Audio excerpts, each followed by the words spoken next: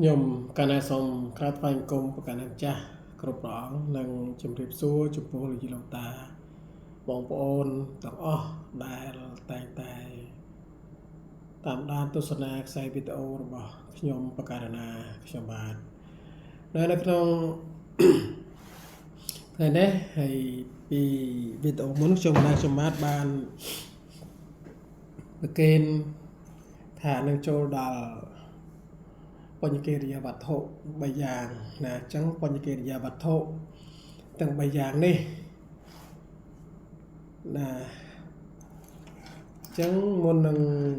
បញ្ជាក់អំពីបញ្ញកិរិយាវត្ថុជាទីតាំងនៃការបំពេញបុណ្យនឹងហៅថាបញ្ញកិរិយាវត្ថុបញ្ញកិរិយាវត្ថុនេះមាន3គឺមាន10ក៏មានប៉ុន្តែនៅក្នុង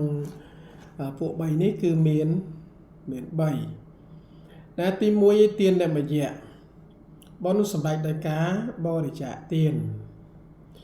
ទី2សីលមយៈបុណ្យសម្រាប់ដោយការរក្សាសិល3ភាវនាមយៈបុណ្យសម្រាប់ដោយការភាវនាដោយការភាវនាអញ្ចឹងសម្រាប់ទាននមយៈនេះសម្រាប់យើងធ្វើទានបើទាននៅក្នុងព្រះវិន័យមាន4នៅក្នុងព្រះវិន័យទី1ចៃវរៈទាននេះគឺការឲ្យសម្ពុតចៃវរការឲ្យសម្ពុតចៃវរដូចជារដូវកាលកឋិនទានអីទាំងអស់នេះដូចជាសម័យយើងនេះគឺកឋិនទានហើយប៉ុន្តែអស់កាលកឋិនហ្នឹងវេលាថ្ងៃស្អែកណាថ្ងៃ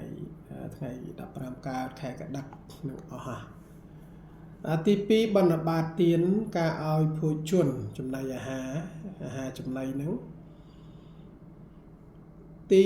3សេនាសនៈទានការឲ្យសេនាសនៈទីដេកទីអាស្រ័យទី4ភេសជ្ជៈទានការឲ្យថ្នាំសម្រាប់កែរោគអញ្ចឹងហ្នឹងគឺទាននៅក្នុងព្រះវិន័យទាននៅក្នុងបសូតមាន10ណាទានក្នុងបសូតនោះមាន10អនណាំងការឲ្យបាយបាណាំងឲ្យទឹក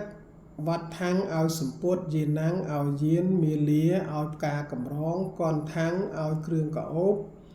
វិលេបណាំងឲ្យគ្រឿងលាបសៃយ៉ាងឲ្យទីដេកអាវៈសថាំងឲ្យទីនៅបតិបយ៉ាងឲ្យបតិបគឺជាគៀងគូមដូចជាអំពូលដូចជាអីហ្នឹងណាហ្នឹងគឺទានក្នុងបសោតចុះក្នុងអភិធម្មនឹងទានមាន6រូបទានឲ្យទានរូបសត្វទានឲ្យទានសំឡេងគន្ធទានឲ្យទានក្លិនរសទានឲ្យទានរសណាផោតបទានការឲ្យផោតបៈគឺការប៉ះពាល់ធម្មាអារម្មណ៍ធម្មាទានណាំងការឲ្យធម្មាអារម្មណ៍ការឲ្យធម្មាអារម្មណ៍អញ្ចឹងសម្រាប់ការឲ្យរូបទាននេះបញ្យល់នៅក្នុងទាននៅក្នុងព្រះអភិធម្មរូបទានការឲ្យរូបនេះគឺឲ្យឃើញនៅបុញ្ញនីវត្ថុមានពុទ្ធបដិមាបច្ចេកដីប្រសង់ជាដើមឲ្យឃើញនៅវត្ថុទាំងអស់នេះគួរជាទីបរិច្ចាគមានការឲ្យជីវរជាដើមឲ្យជីវរជាដើមឧទាហរណ៍ដូចជាយើងឃើញរូបហើយស្អាតអញ្ចឹងទៅយើងចង់ឲ្យអីឥឡូវឧទាហរណ៍ថាខោអាវសម្លៀកបំពាក់អញ្ចឹងយើងឃើញសម្លៀកបំពាក់នឹងស្អាតយើងចង់ទិញជូនឪពុកម្ដាយរបស់យើងឬក៏ចង់ប្រគេនដល់ព្រះសង្ឃអីមានជីវរអីផ្សេងអញ្ចឹងទៅអាហ្នឹងរឿងមួយទៀតហើយមួយទៀតយើងឃើញរូបព្រះពុទ្ធបដិមានឹងស្អាតអញ្ចឹងយើងចង់ បូជាអាហ្នឹងកើតឲ្យរូបអាហ្នឹងឲ្យរូបណាសត្វទានការឲ្យសំឡេង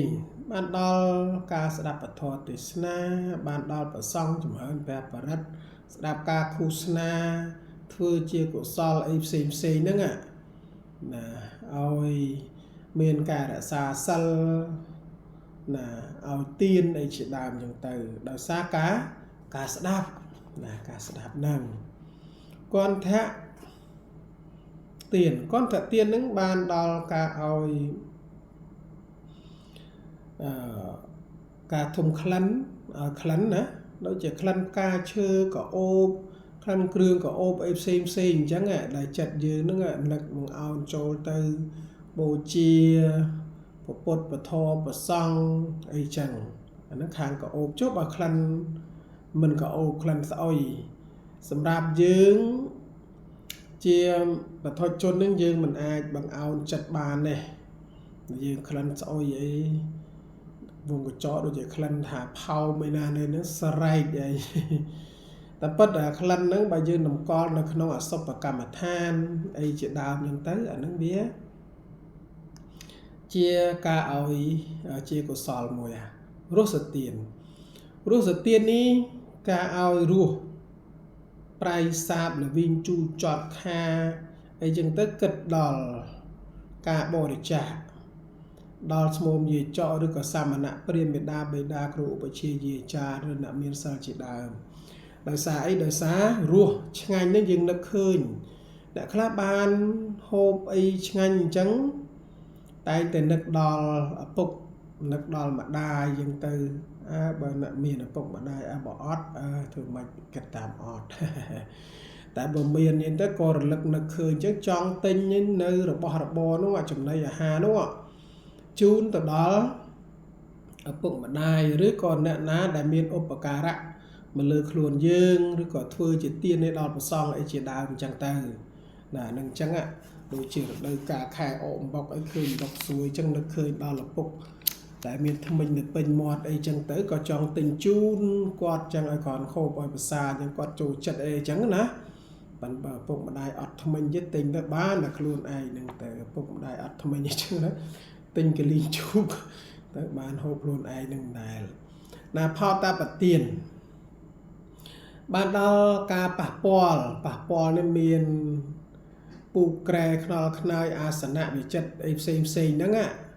អញ្ចឹងតាំងចិត្តជាកុសលយើងចង់ថាបើមានលុយធ្វើទិញពូកទិញសឡុងនឹងដាក់គាត់ឲ្យម្ដាយឪពុកសម្រាប់ឬក៏ជូនដល់ចាស់ព្រឹទ្ធាចារ្យជាដើមអញ្ចឹងទៅក៏តាំងចិត្តអញ្ចឹងទៅតាំងចិត្តជូន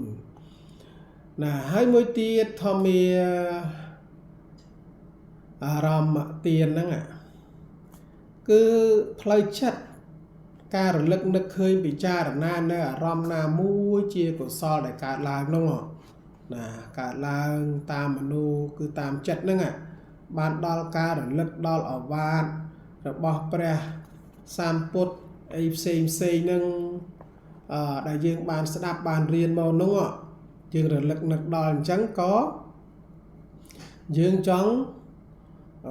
ធ្វើបុណ្យអីផ្សេងចឹងដូចយើងឲ្យអីយើងចង់ឲ្យនៅភេសជ្ជៈធ្វើនៅភេសជ្ជៈទានទាំង5ណាប្រគេនដល់ព្រះសង្ឃមានទៅដោះរាវទៅដោះខាប់ប្រេងស្ករអំពៅទឹកឃ្មុំអីជាដើមហើយនឹងអត្តបានបាណទានការឲ្យទឹកបានដល់ទឹកអត្តបានទាំង8ណាទឹកអត្តបានទាំង8នឹងមានអីខ្លះណាអីចឹងទៅមាន8ទឹកអីទឹកចេកទឹកអីផ្សេងចឹងទៅនេះទៅទឹកដែលมันកើតចេញពីគ្រាប់មិនទឹកត្នោតទឹកក្នុងផ្លែត្នោតអីណាអត់ទេតែទឹកកើតពីដែលយើងអាចធ្វើបានទឹកច័ន្ទទឹកផ្លែច័ន្ទហ្នឹងណាផ្លែច័ន្ទផ្លែបត្រាតូចបត្រាធំផ្លែសគុំផ្លែអីហ្នឹងអាហ្នឹងទឹកអត្តបាន8ហ្នឹងអាហ្នឹងក៏នៅលើកដោយសង្ខេបទេមានច្រើនមានផ្សេងទៀត8នោះ8ដូចជា8 2 3ដងណា8 2 ដង3ដងហ្នឹងហើយណាហើយមួយទៀត ឲ្យការឲ្យជីវិតទៀនការធ្វើផាត់ទាំង14នោះអីជាដើមចឹងទៅណាជាដើមតែអញ្ចឹងហ្នឹងគឺបញ្ជាក់អំពីទៀន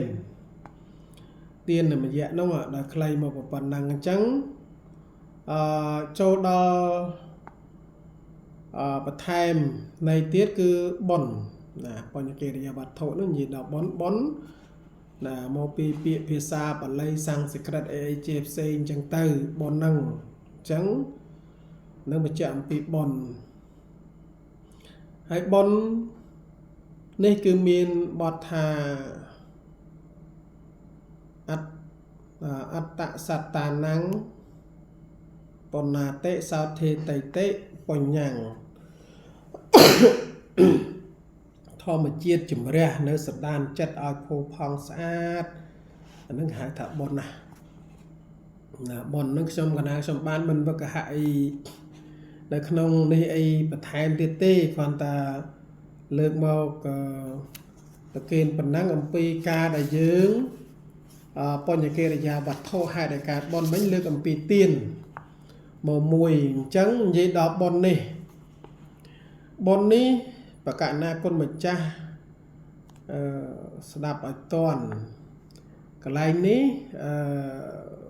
មានន័យច្រើនហើយឃើញអង្គធម្មកថាជាច្រើនដែលសម្ដែងថាហើយលោកគ្រូអាចារ្យច្រើនដែរក៏សម្ដែងដែរកន្លែងនេះបញ្ញកិរិយាវត្ថុ3នេះខ្ញុំកណាសូមវីដេអូហ្នឹងរៀងវែងតិចដោយសារអត់តន់អស់កន្លែងថាហេតុឲ្យកើតបុណ្យ3យ៉ាងហេតុឲ្យកើតបុណ្យ3យ៉ាងអញ្ចឹងគាត់រាប់មកប្រសាទទោសង្វេគោសូមមើលនៃសេចក្តីនេះឲ្យច្បាស់កន្លែងនេះមិនមែនហេតុឲ្យកើតបុណ្យ3យ៉ាងទេប្រឡាយដែលនាំឲ្យកើតបុណ្យណាប្រឡាយនាំឲ្យកើតបុណ្យទី1ប្រសាទទោសេចក្តីជ្រះថ្លាសង្វេគោណាសង្វេគោហ្នឹងគឺសង្វេកតក់ស្លុតទេសុចរិតាស្អាតកាយស្អាតនៅទ្វាទាំង3កាយទ្វាវិច័យទ្វាមនុទ្វានេះនឹងអញ្ចឹងនេះបលាយទេណាមិនមែនហេតុទេសំប្រគេនឹងជំរាបអញ្ចឹងប្រឡាយមិនមែនហេតុទេណាបើនិយាយពីហេតុបត់កើតបុណ្យហ្នឹងគឺមានតែ2ទេគឺអាយតនៈខាងក្រៅនិងអាយតនៈខាងក្នុងបានកើតបុណ្យបានហ្នឹងហើយអាយតនៈខាងក្រៅភ្នែកឃើញរូបដូចជាយើងសិក្សាអំពីទានមិញហ្នឹងអីទាំងអស់ហ្នឹងដោយសារភ្នែកឃើញរូបហ្នឹងបានកើតបានហើយយើងសង្វេគអីទៅរួចតែទាំង3នេះបលាយទេណាប្រកេននៅប៉ុណ្ណឹងមិនបាច់ដេញដោលទេទេគ្រាន់តែប៉ុណ្ណឹងនេះគ្រាន់តែលើកមកក្នុងការបង្រៀននិងបញ្យល់ទេណាហើយបុណ្យដែលអាចស្អាតទៅបានដោយសារចេតនា3យ៉ាងទី1ពុព្វចេតនាចេតនាមុនធ្វើទានមុញ្ញនៈចេតនាកំពុងធ្វើអបរាបរៈចេតនាធ្វើរួចហើយដែលហើយការធ្វើបុណ្យនេះទៀតសោតគឺតែមានអានិសង្ឃឬក៏សម្បទាសំទោសសម្បទារបស់បុណ្យហ្នឹងគឺមាន5យ៉ាងទី1ញាតិសម្បទាសម្បូរញាតិរូបសម្បទាអារូបកសម្បទាសម្បូរទៅដោយសុខភាពមានថាសុខភាពល្អភោគសម្បទាគឺសម្បូរដោយភោគៈសីលសម្បទាគឺបរិបូរដោយសិលទិដ្ឋិសម្បទាបរិបូរដោយទិដ្ឋិយល់ត្រូវនឹងសម្បទារបស់បុណ្យណាសម្បទារបស់បុណ្យហ្នឹងគឺបុណ្យអញ្ចឹងទី2គឺសីលមយៈបុណ្យសម្រេចដោយការរក្សាសិលអញ្ចឹងនិយាយដល់សិលថាម៉េចសិលគឺរក្សាកាយវាចាហ្នឹងហើយឲ្យរៀបរយសិលណាចែកជា2អាគារិយសិលបានដល់សិលអ្នកគ្រប់គ្រងផ្ទះគឺកុហកហ្នឹងហើយដូចជាខ្ញុំបកាណាខ្ញុំបាទអីចឹងណាហ្នឹងកុហកអនាគារិយសិលអ្នកដែលគ្មានផ្ទះបានដល់អ្នកបួសណាអ្នកបួសហើយ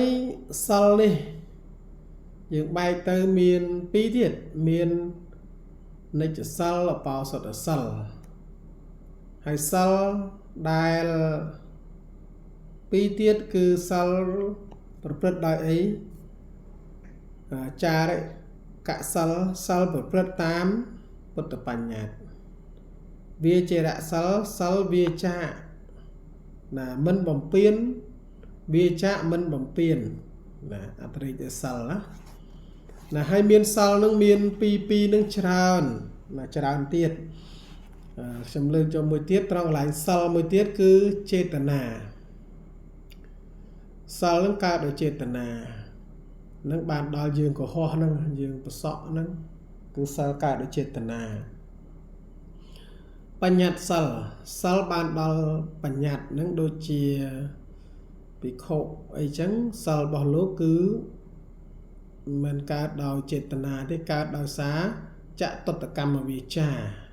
នឹងដោយសារសង្ឃនឹងសោតញត្តិនឹងកើតមកអញ្ចឹងណានឹងគឺបញ្ជាក់ប៉ុណ្ណឹងសិលនឹងមាន2នឹងច្រើនប៉ុន្តែលើកមកប៉ុណ្ណេះនៅក្នុងវីដេអូកុំអោយវែងពេកណានឹងគឺសិលណានឹងដោយខ្លីទៅមានច្រើនទៀតណាហើយសិលនេះលើកអំពីរបងរបស់សំទោសលើកអំពីហេតុដែលកើតឡើងកើតអំពីឲ្យកើតសិលមានហេតុប៉ុន្មានយ៉ាងថាមានហេតុ2យ៉ាងទី1គឺហេរិណាទី2អោតបៈអាហ្នឹងខ្លាចបាបខ្មាស់បាបហ្នឹងកើតសិលហើយរបងរបស់សិលហ្នឹងមាន2ដែរគឺសីលសង្វរៈសម្រួមរបងហ្នឹងបើអត់សម្រួមទេសិលមិនកើតសតិសង្វរៈសម្រួមសតិនឹងដែរ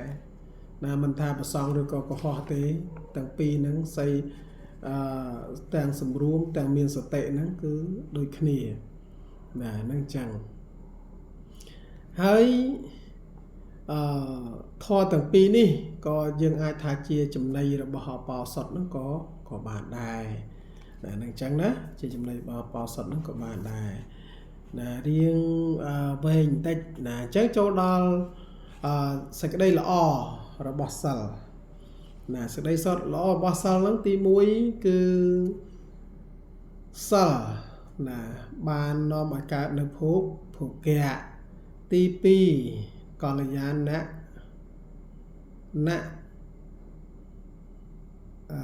កតੰណាសិលហ្នឹងជាឲ្យកើតនៅគេឈ្មោះទី3សិលហ្នឹងធ្វើឲ្យក្លាហានក្នុងជំនុំណាបរិស័ទណាទី4សិលជាហេតុមិនឲ្យវង្វេងក្នុងពេលដែលចិត្តស្លាប់ទី5សិលហ្នឹងជាហេតុឲ្យកើតនៅសុគតិណាអញ្ចឹងណាចនិច្ចកាលបុគ្គលដែលធ្វើចិត្តឲ្យផូរផង់ហើយតែងតែឃើញថាឃើញទោសបើមិនរក្សាសិលណាអញ្ចឹងទោសរបស់អ្នកដែលមិនរក្សាសិលហ្នឹងគឺមាន5ដែរទី1សាបសូន្យទ្រព្យទី2សាបសូន្យគេឈ្មោះទី3មិនឃ្លាវខ្លាទី4ពេលចិត្តស្លាប់វង្វេងទី5ស្លាប់ទៅធ្លាក់នរកណានឹងចឹងណានឹងគឺសិលចឹងទី3ភាវនាមយៈបុណ្យសម្រេចដោយការភាវនាបុណ្យសម្រេចដោយការភាវនានេះភាវនាបានដល់ការចម្រើនការទន្ទិញនេះគឺលើកយកតែ2គឺសមថកម្មដ្ឋាននិងវិបស្សនាកម្មដ្ឋាន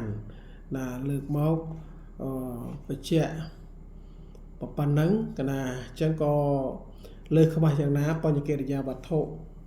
ទាំង3នេះក៏ដោយសិក្ខាប៉ុណ្ណេះហើយលើខ្វះក៏សូមខន្តីនឹងអភ័យទោសសូមអរគុណនិងសូមអរគុណសូមអនុមោទនា